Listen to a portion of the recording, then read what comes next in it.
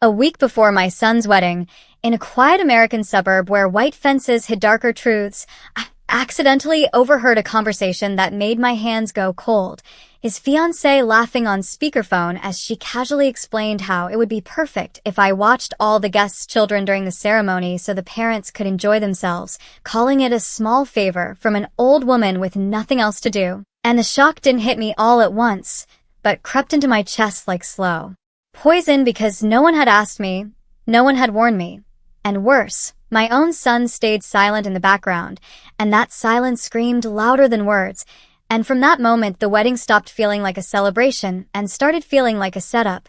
Memories flooding back of how I had raised him alone in a small rented house in Ohio, working double shifts, skipping meals so he could eat, missing sleep so he could study, holding him when his father left and never came back, and now, here I was, reduced to unpaid help, a shadow invited only for convenience, and when I finally confronted him, my voice calm but trembling, he sighed like I was the problem, saying, "Mom, it's just for a few hours, don't make this about you."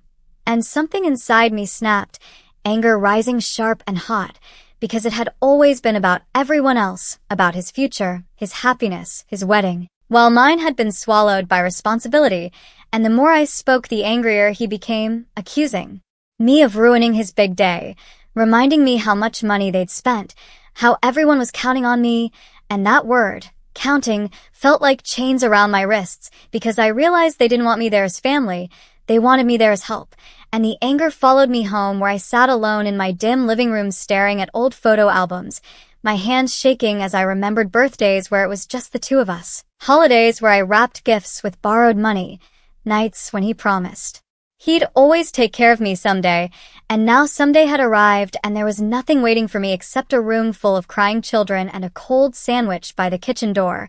And the night before the wedding he finally called, his voice rushed and irritated, asking where I was staying and reminding me to arrive early because the kids start coming before the ceremony.